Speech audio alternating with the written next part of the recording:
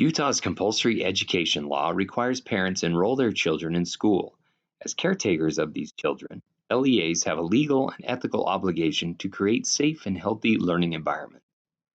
The purpose of this training is to provide staff members with information to protect themselves and students from the consequences of failing to maintain appropriate boundaries between themselves and the students. This training addresses a wide range of behaviors and interactions between staff and students, from obviously unlawful or unethical interactions to less obvious, boundary blurring behaviors that undermine the professional staff student relationship and can lead to misconduct or create the appearance of impropriety. School staff members are expected to provide students with appropriate guidance, direction, understanding, and support in a professional manner while acting within accepted standards of conduct. Establishing and maintaining appropriate personal boundaries for staff-student relationships are key to successfully achieving this. Whether driving a bus, instructing in a classroom, passing in the hallway, assisting at an extracurricular activity, or serving meals in the cafeteria, appropriate personal boundaries between staff members and students must be maintained. Clearly identifying risky behaviors that may lead to inappropriate relationships is the first step in protecting students and staff. Every staff member must establish strong boundaries, stay within those boundaries, and intervene and report when observing others crossing boundaries. The negative consequences of a staff member violating the boundaries of the staff-student relationship are far-reaching. A student's perspective of appropriate staff-student relationships and trust in adults is compromised. Parent and community trust in school staff and the education system as a whole is damaged. Coworkers are impacted by the negative publicity and discord resulting from a peer's inappropriate conduct. Liability for the resulting harm to a student may be placed on the organization and the staff member responsible for the misconduct. And last, the staff member may face disciplinary action or termination from employment, licensure action if a licensed educator, and criminal charges depending on the nature of the violation. Utah State Board of Education administration rules mandate every LEA, which means each school district or charter school, establish a code of conduct applicable to all staff members working in public schools in Utah. The term staff members includes professional staff, support staff, part-time, full-time, permanent, temporary, provisional, contract, and even volunteers who spend substantial unsupervised time alone with students. The Code of Conduct requires every staff member avoid boundary violations with students, never subject a student to abuse, physical, mental, emotional, or sexual, communicate with students in a professional manner regardless of when, where, or how it takes place. Electronic communications and the use of social media must follow LEA policy and be used for education-related purposes. Never touch a student in a way that makes a reasonably objective student feel uncomfortable. Never discriminate against a student based on race, religion, gender, disability, national origin, gender identity, sexual orientation, or other protected class or characteristics. Never use or be under the influence of alcohol or illegal substances during work hours, at a school activity, or on school property. Never use tobacco products on school property or at a school activity. Finally, staff members have a legal obligation under state statute, this administrative rule, and the LEA Code of Conduct policy to report suspected violations of this policy or of suspected abuse or neglect. Each of us as individuals sees the world around us in our own unique way. We interpret the events around us, the acts of others, and even our own actions in light of our individual set of experiences. For example, one teacher accused of inappropriately touching students responded, "I didn't do anything wrong. I come from a really touchy-feely family. That's just how I am." A coworker, offended by and concerned with the teacher's actions, reported the employee's conduct to an administrator. The coworker had obviously developed a very different standard of appropriate personal space between a staff member and a student. From his perspective, hands off entirely should be the rule. So which interpretation of appropriate should we rely on? How do we define where to draw the line? Some actions are clearly identified in laws, rules, and policies. However, where a specific action is not clearly identified, appropriate boundaries for personal interactions between staff and students must be based on common, acceptable, safe, healthy, and productive standards. Personal standards of what is acceptable, such as the touchy-feely standard, must be set aside. In determining whether a person acted appropriately in a given situation, courts have adopted the reasonably prudent person standard. How would a reasonable individual acting with care, wisdom, and concern for the future have behaved if he were in the same position, faced with the same set of circumstances? Applied to this code of conduct, what would a reasonably prudent education employee or staff member in the same circumstances view as acceptable? Let's look a little more closely at the areas of conduct and expectations for staff-student interactions. Weber District's Code of Conduct between employees and students, Policy 7120, requires all staff members avoid boundary violations in their interactions with students. A boundary violation is any behavior which crosses the line verbally, physically, emotionally, or socially that a staff member must maintain between themselves and a student in order to ensure structure, security, and predictability in the educational environment. It is conduct that does not a legitimate educational purpose and may potentially abuse the staff-student relationship. Policy 7120 identifies specific behaviors which, absent extenuating circumstances, are boundary violations and should be avoided by school staff. Take a moment now to read through Policy 7120 and familiarize yourself with the type of conduct that is prohibited by this policy. The list is not all-inclusive. With the variety of personalities and activities in a school each day, it would be impossible to list every situation which may arise. Identifying specific acts and behaviors is intended to help establish a criteria or baseline to assist in appropriately drawing lines for all staff-student interactions. In individual or unique circumstances, the location of the boundary line may vary. Elementary versus secondary student, the type of class or activity, a student's unique disability, or even a familial relationship between a staff member and a student may impact whether specific conduct is acceptable. One example of the way specific circumstances may impact the propriety of an action might be an occupational therapist serving a preschool child with disabilities. The service provider holds the child around his waist to steady him while working to improve balance. This would be acceptable physical contact. However, a high school English teacher would have no educational purpose in touching a student in the same way. If you have specific questions, it's always best to discuss them with your supervisor or administrator.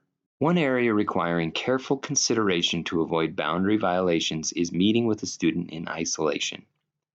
Behaviors which may be considered boundary violations include isolated one-on-one interactions with students out of the line of sight of others, meeting with students in rooms with covered or blocked windows, sitting or riding alone in a vehicle with a student, intentionally being alone with a student on campus or away from the school. Consciously consider location. If it is necessary to meet with an individual student, meet in a visible location. Keep the door open or request a coworker join you. This will protect you from the risk of false allegations or assumptions as well as protecting the student. Giving a student undue or preferential treatment is conduct which can raise concerns and cross the line. We work in education because we care about education and the students. A caring, positive adult role model can have a positive, lasting impact on a student. Motivating students by encouraging them, rewarding them, and getting them involved shows we care. However, giving preferential treatment to a specific student or group of students, providing gifts or special favors to individual students that are not offered or available to all students, or giving gifts with no educational purpose could violate appropriate staff-student boundaries. Take a look at Policy 7120 for how to appropriately help a student with a student's needs like food, clothing, or other items. Taking a student to lunch to talk about things, inviting a student to your home, or regularly writing notes to a particular student cross the boundaries of the appropriate staff-student relationship. In some instances, it may be the student who is seeking the targeted attention. He or she may be looking to a staff member to be a confidant, friend, or surrogate parent. Although it may be evident that the student is facing personal challenges and may need assistance, when a student seeks attention that is beyond the parameters of the staff-student relationship, It is the staff member's duty to establish clear boundaries. Be kind but firm. For example, a student begins to hang out regularly after class and share the difficulties of divorcing parents. Things are so bad at home. The student asks if he could just go home with you. Couldn't he just text you tonight if things get really bad? An appropriate response may be, I'm concerned about you, and I'll do what I can to support you here at school, but I can't be your parent or friend. My place is to be your teacher, or advisor, or coach. It may be appropriate to refer the student to an administrator or guidance counselor for additional support. Referral to youth support programs such as the Safe UT app may be appropriate.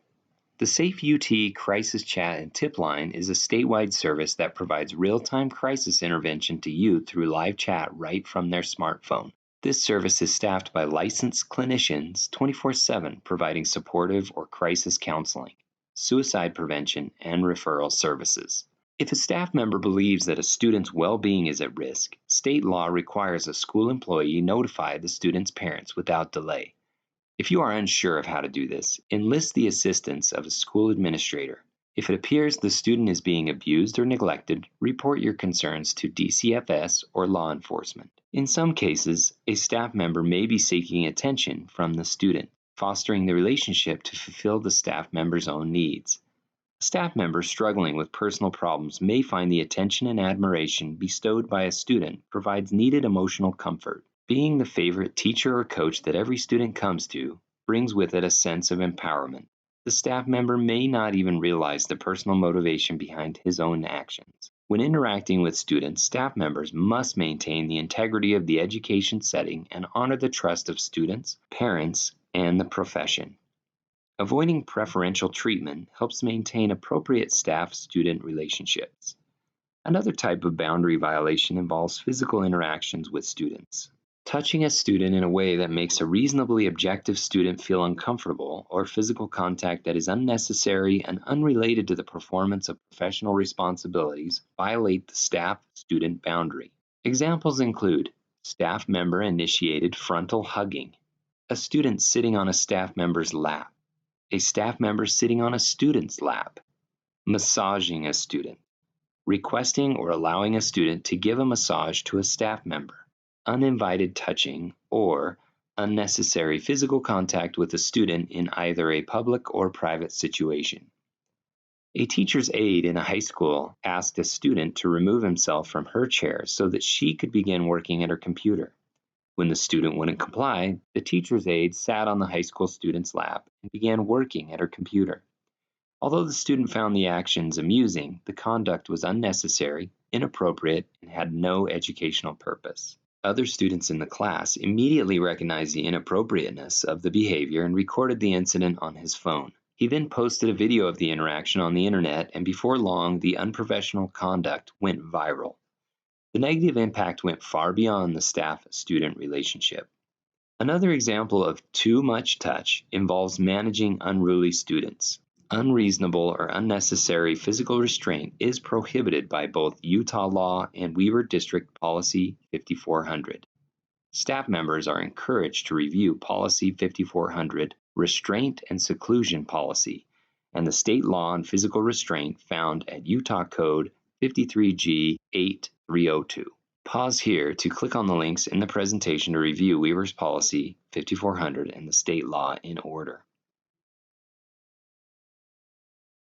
Maintaining professional boundaries does not mean there can never be physical contact of any type between a staff member and student. Examples of appropriate physical contact include pats on the back or shoulder, side hugs, handshakes, high fives, physical escort to guide a student to another location, or physical restraint in emergency situations where the student is a danger to himself or others. There are specific circumstances in the school setting where physical contact is permitted or even required. For example, implementation of a student's IEP or 504 plan may include guided learning activities or related services involving appropriate physical contact. A coach or athletic trainer assisting a student may experience circumstances where physical contact is necessary. Physical contact, when required as part of fulfilling professional responsibilities, is acceptable. However, outside of high fives, pats on the shoulder, or emergency safety interventions when contact is required to assist a student, it's a good idea to ask permission and explain your intentions before initiating a necessary touch. A staff member should not subject a student to any form of physical, verbal, sexual, or mental abuse. Staff members are in a unique position of having daily access to students. If, in interactions with a student, a staff member suspects a student is being subjected to any type of abuse or is suffering from neglect, the staff member has a legal obligation to report the suspicion to either law enforcement or the Division of Child and Family Services. This includes when another staff member is the individual suspected of abusing the student. When making a report of suspected abuse, Policy 7120 requires that you inform your school administration of the suspicion and your report to law enforcement or DCFS. Under Utah law, a person who makes a report of suspected abuse in good faith is immune from civil and criminal liability, which could otherwise arise from making the report, even if the allegations turn out to be unsubstantiated. The next area of conduct requiring purposeful consideration is that of communication between staff members and students. Having a trusted adult in the education setting results in a more productive learning environment. Being friendly towards students is appropriate. However, becoming their BFF is not.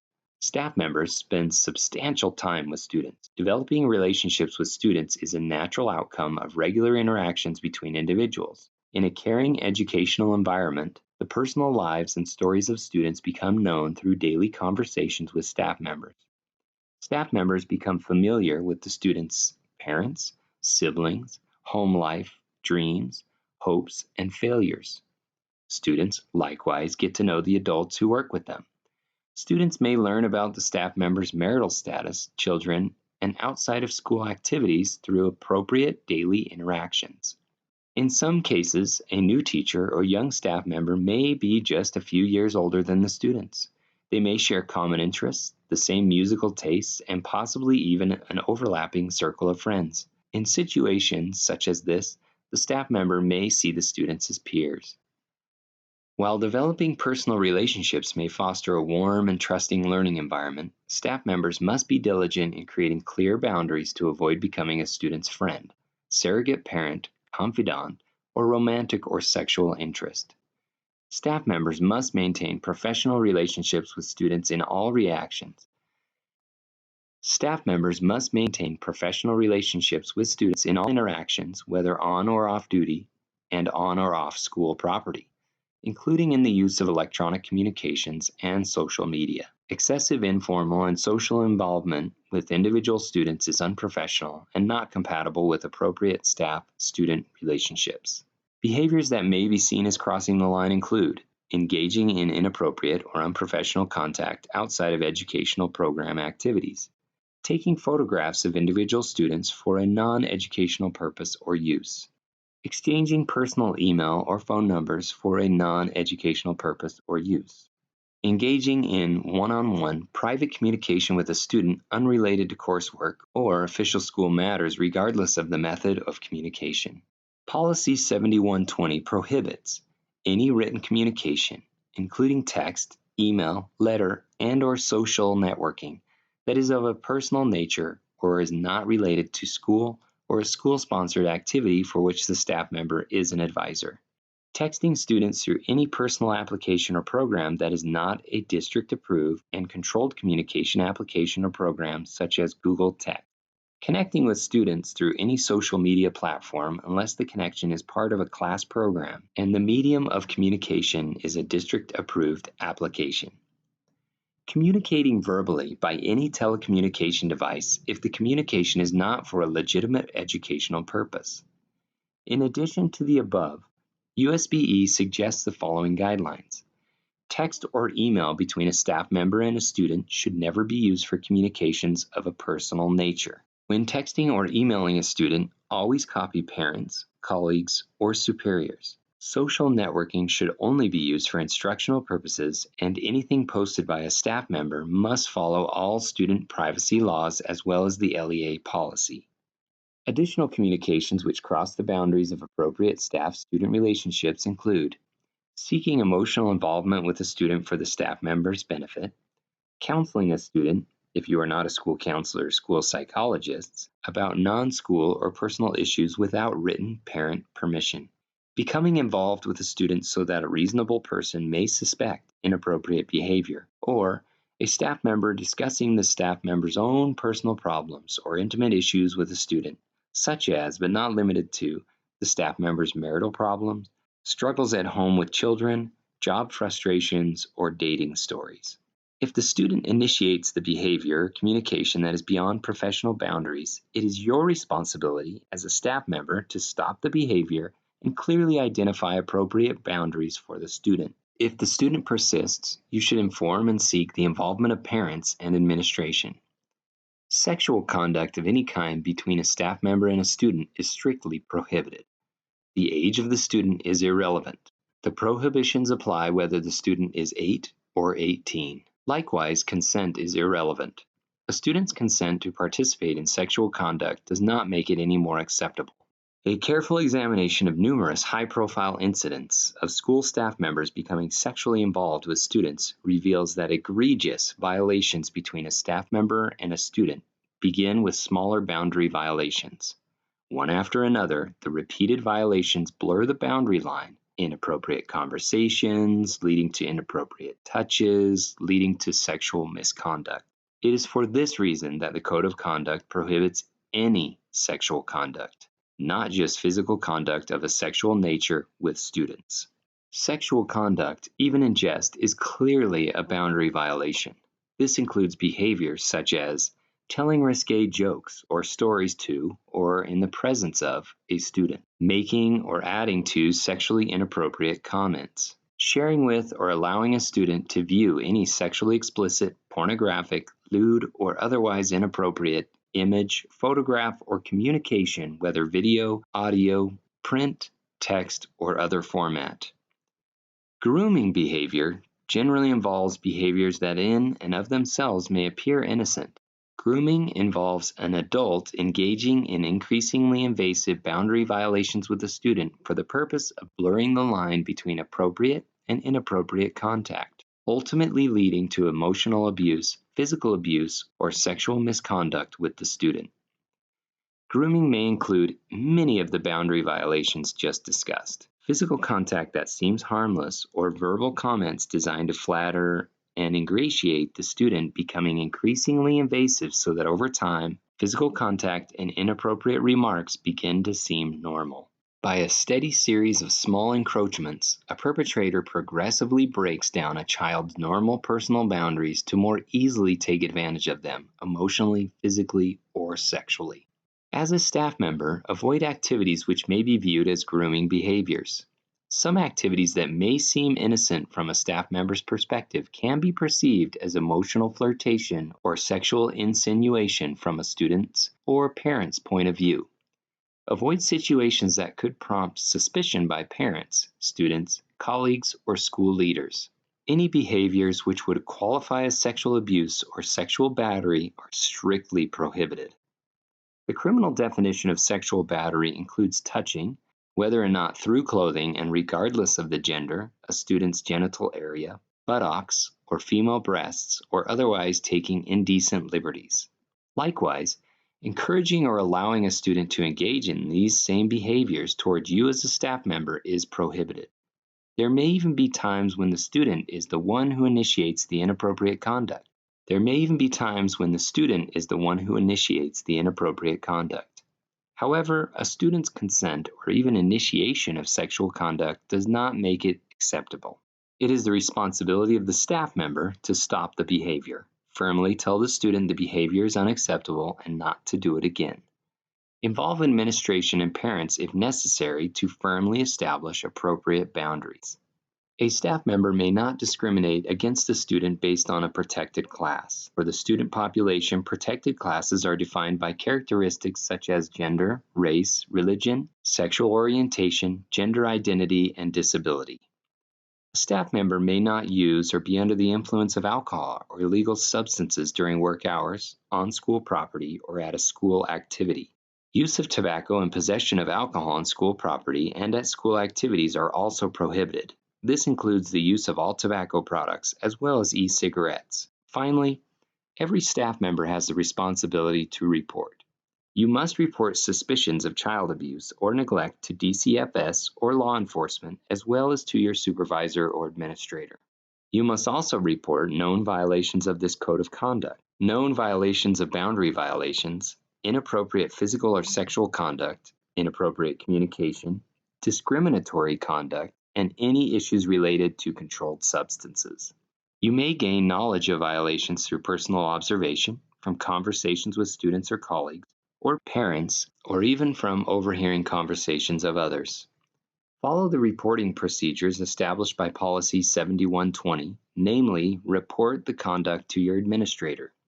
If your administrator is involved in the violation, report to the Director of Human Resources. You are required to sign an acknowledgement verifying that you have been provided training about and understand this code of conduct, including your obligation to report known violations. Following this presentation, please take the quiz and print off the attached acknowledgement form. Even a well-meaning staff member intent on doing good and caring for students often doesn't see the hazards and risks involved before it's too late. That is why it is critical to establish appropriate boundaries and maintain them. An adult providing support and direction during difficult times can help a student avoid academic failure and a variety of problems. All interactions between staff members and students must occur within the acceptable boundaries of the professional staff-student relationship. If you have further questions, please contact the Director of Human Resources at 801-476-7804.